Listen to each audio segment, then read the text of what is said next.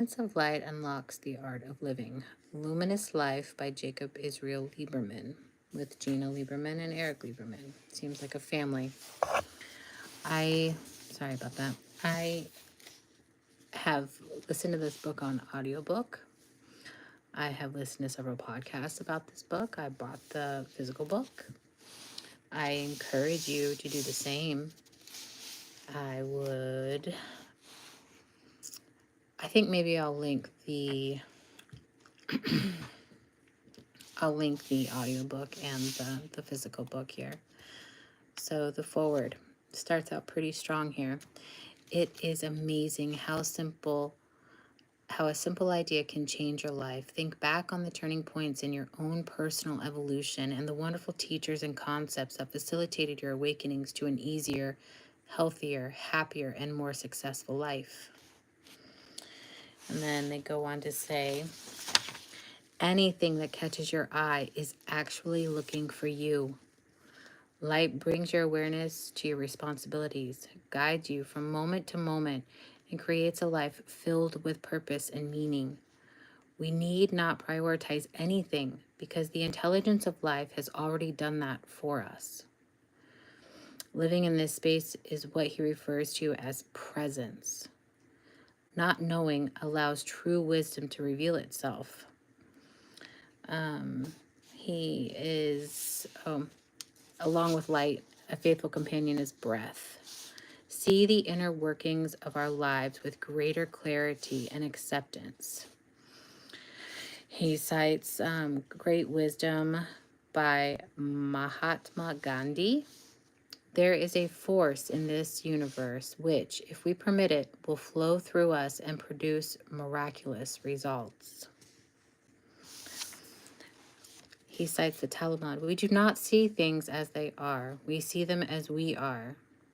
Suspending our beliefs about who we are and what is possible creates a luminous space that allows us to open to pure awareness, to infinite potentials and possibilities, to discovering the true genius within us. Unconscious inspirations in cooperation with conscious activities can lead to excitation followed by implementation, leading to creative manifestation. This is the true source of inspired action. As Einstein stated, to be creative, imagination is more important than knowledge. And then I have highlighted down here, let's see, systemic cooperation. In the zone, all tissues and cells and molecules throughout the body work together naturally, quickly, effortlessly, and instinctually, enabling the performer to embody complete aliveness, presence, clarity, and grace. I love that. I think that really kind of coincides. It's a toss-up because I'm also rebounding and I'm posting that on this channel. But my focus here is spiritual growth, is self-improvement and energy work. But the rebounding is talking to my cells. It's talking to my body. And I would love it if you'd visit Avanti Wellness Podcast, because Lydia she's learning so much and she's teaching so much to all of us newbies in the field. So here we go. 40 years ago, while practicing as an optometrist, I experienced a sudden and very significant improvement in eyesight with no measurable change in my eyeglass prescription. The effect of that miraculous event, which has now persisted for 40 years, led me to the realization that while we look with our eyes, we do not see with them. This spurred me on a mission to discover the source of our true seeing, the connection between light, vision, and consciousness. Most importantly, it led me to ask, who am I? And who is truly the seer? These questions drew me to study quantum physics and neuroscience, which inspired me deeply to explore the state of mind that led to my profound vision improvement. So I began a real-time experiment on the workings of my mind. My hope was to uncover a portal into the state of consciousness where profound healing occurs, which in turn would allow me to teach others how to replicate my experience. What I discovered over the years transformed my life and revealed some fundamental truths about light and vision. These insights allowed me to assist thousands of patients in restoring their natural eyesight without the use of glasses, forming the basis of my 2 books, Light, Medicine of the Future, and Take Off Your Glasses and See. What followed over the next 25 years was a profound exploration into life, consciousness, and the elusive state we call presence. My discoveries, presented herein, helped me unravel how light continuously guides our life. In addition, those breakthroughs were foundational to my development in 2006 of the first patented, clinically proven, and FDA cleared medical device that significantly improved vision performance and contributed to my induction as president of the International Society of Study of Subtle Energy and Energy Medicine in 2010. Light's guidance. To better understand my feelings, let's start with light and a broader understanding of it. Light is more than waves and particles. It is a purveyor of consciousness. Light is not just out there, something we need to find in order to see. Light seeks us out and guides us in the same way it seeks out and directs a plant to grow towards it. There is something inherently alive in it, and astonishing as it might seem, light not only enters us through our eyes and skin, but also emanates from within us. Consider how babies perceive the world around them. Light ignites their awareness, unobstructed by thought, belief, or worry, and it radiates back into the world as an expression of pure presence. That is why their eyes sparkle. Oh, they do sparkle. As we grow from babies who exist in this unfettered state into adults who are taught to look for life, love, and work, we overlook the fact that our eyes and minds are not designed to look for light, but to respond to it. Pioneering experiments have confirmed that the eyes, which contain approximately 1 billion working parts, not only detect single photons of light before they take shape and form, but also assimilate and distribute that information to our brains at unimaginable speeds. This entire process occurs before the conscious mind thinks about it and directs us towards what to look at. In addition, researchers have found cryptochrome, the chemical sixth sense that orients animals with the Earth's electromagnetic field at highly concentrated levels in the human eye, calibrating us with the unseen. Clock and compass that guides group migrations of many species and even their reproductive cycles. Looking for presence. Despite popular belief, attaining presence is not about thinking or trying to be here now. This is interesting. Rather, it's a naturally occurring state that arises when our eyes and mind, triggered by light, focus on the same place at the same time.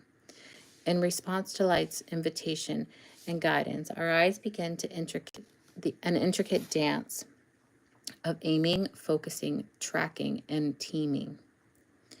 When light first awakens us, our eyes aim toward its emanation, initiating an all-encompassing presence. Though we often relate presence to attention, it has no tension associated with it. It is not a forced voluntary process of selecting one aspect of our environment to focus on while ignoring others.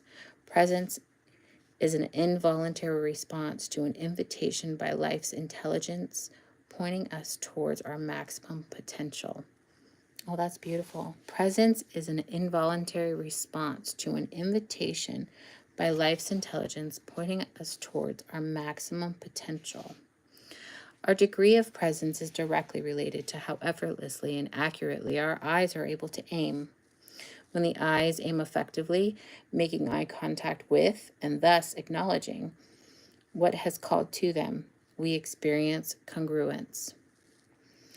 This is a state of coming together, the perfect alignment of our outer and inner worlds, where extraneous noise around it diminishes. I discovered this during my career as an optometrist and vision scientist. When patients came to me with vision problems, I found that most of the time their eyes would look at one spot, but their mind would be elsewhere. This incongruity between their eyes and their mind were seeing interfered with their natural ability to experience presence. In one of my research studies published in 1976, I found that nearly 70% of the participants were not looking where they thought they were looking, a sign that their eyes and mind were not converged on the same point. In addition, more than half of the subjects were looking too hard, revealing a tendency to push rather than to allow things to unfold before their eyes. I also observed that the more my patients worked at seeing or understanding something, the more they held their breath and the less they actually saw. However, when the natural breathing cycle was restored, they relaxed and their vision and learning abilities significantly improved. I guess we can kind of, that makes sense, right? Because when we learn, we kind of stuff ourselves full of information. We forget why we even started. This is why presence is so rare. When our physical eyes, which receive 80 to 90% of our life experience, are not aligned with our mind's eye, it is impossible to experience presence or oneness. If you are middle-aged or older and have taken to using reading glasses, then you likely know what it feels like to try and read the small print on the label of a supplement container at the pharmacy without your reading glasses. I've been having such a hard time reading lately. The harder you try, the more your eyes strain. Yet the text on the container still does not come into focus. The way to see the text more clearly lies in releasing your effort and softening your focus, allowing your mind and your eyes to naturally align themselves. You know, this is interesting because today I was reminded of peripheral vision. Kind of it's a clear, not audience, but it's where you see things out of the corner of your eyes, and taking that into account and not just shrugging it off.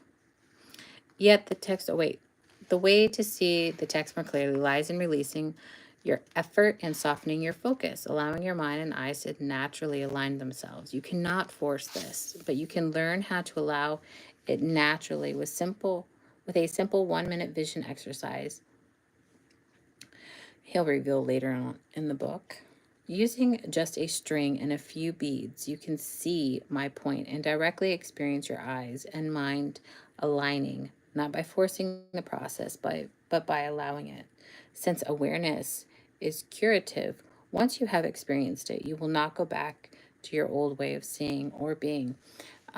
Additionally, the Avanti Wellness podcast, Lydia is talking about trying to improve her eyesight, strengthening her vision.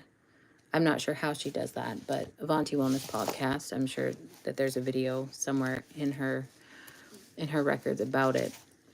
But she says that rebounding could potentially help her with focusing a little bit better. And I do know that one person in the community is having incredible results with rebounding and her eyesight. She just went to the doctor, and it was helping.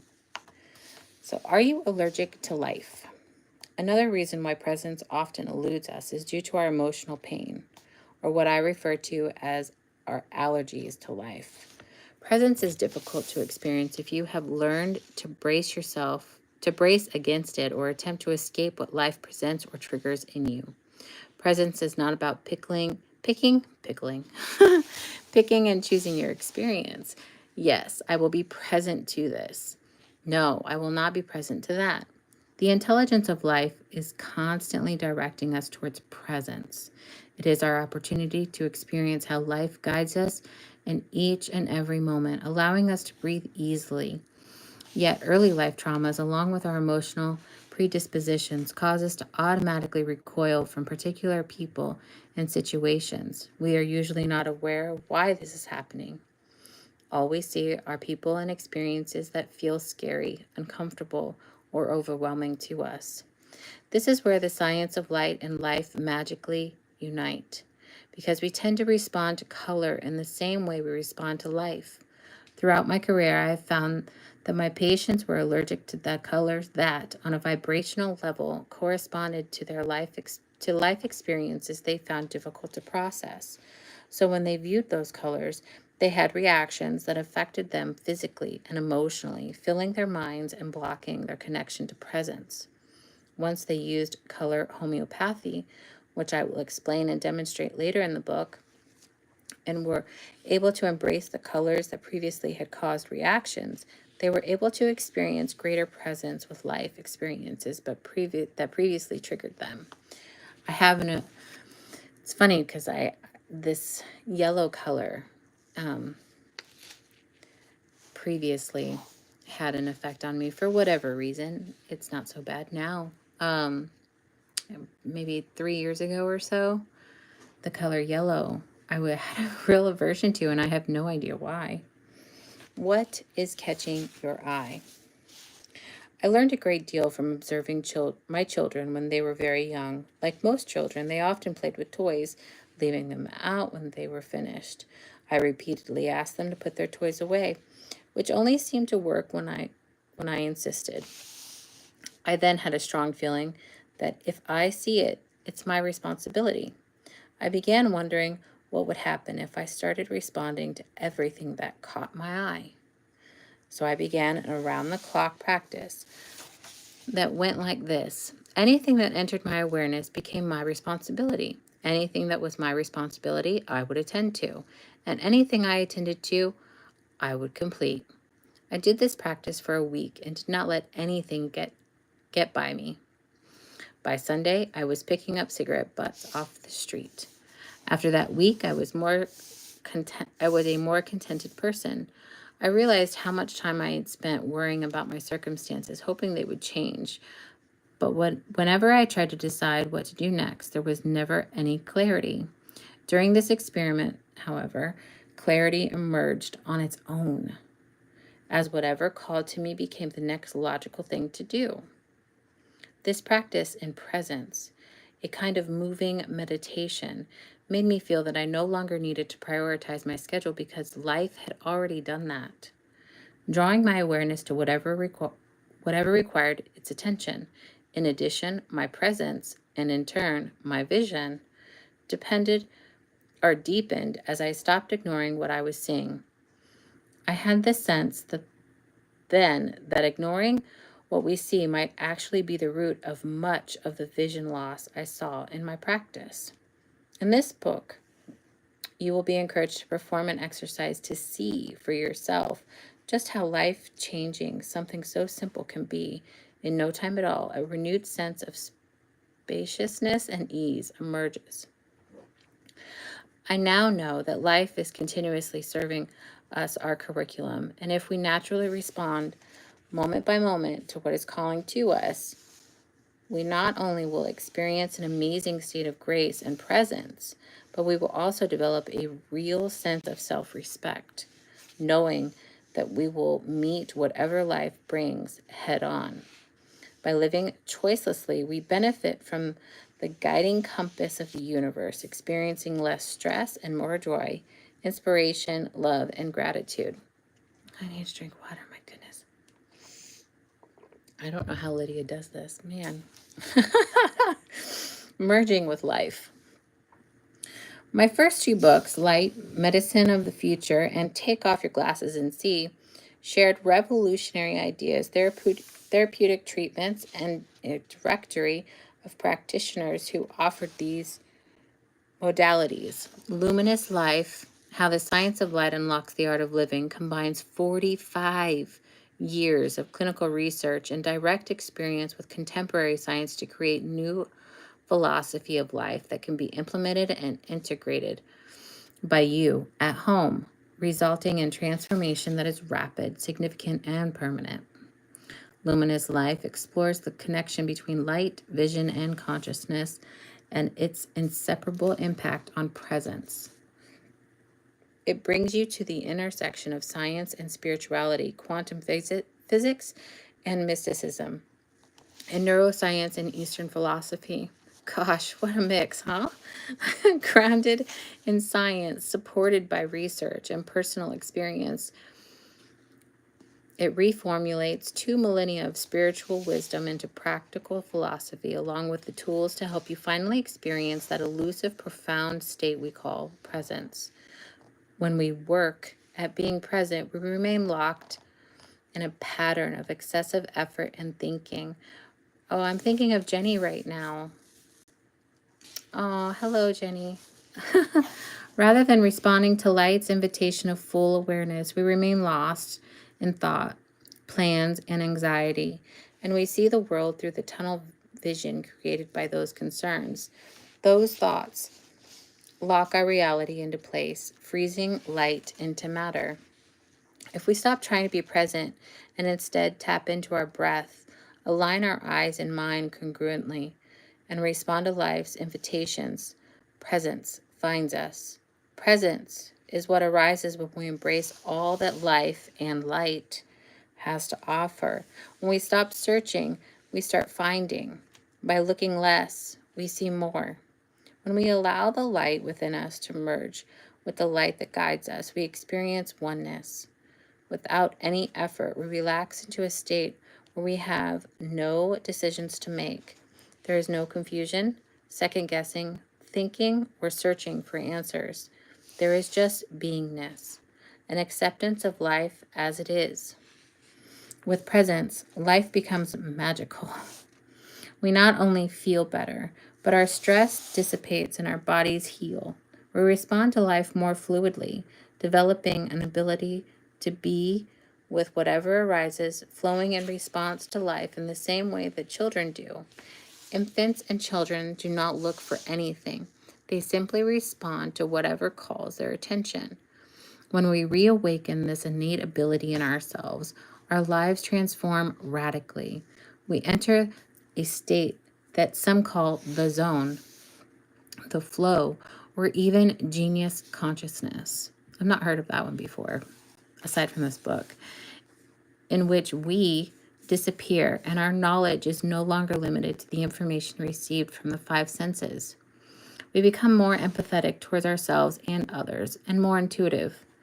Rather than reacting to one situation after another, we start flowing with life, and over time we become increasingly aware of experiences just before they occur and can now welcome them.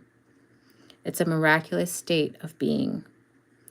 What you might call the divine inspiration encoded in light moves us in a direction that is expansive and infusing us with deep desire beyond the wish for anything personal or material, to embrace our most potent longing for oneness with the vision we have been given.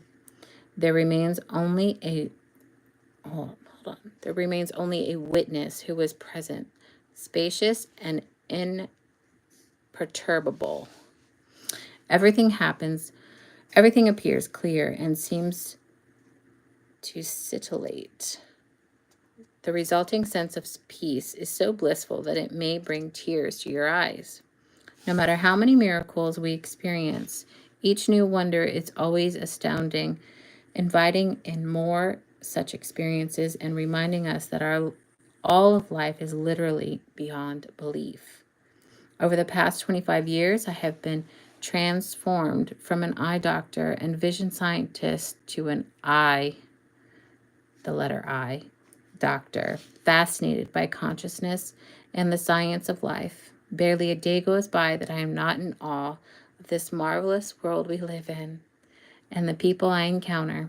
I am excited to share what I have learned, because it has transformed my life, and I believe it can transform yours as well. Yeah, so this book is a real big book in my life. I love it. I'm going to link the hard copy, and I'm going to link the Audible version. It is A Luminous Life by Jacob Israel Liberman, and we'll continue reading it. I'm being drawn to read it for whatever reason, and we'll go chapter by chapter.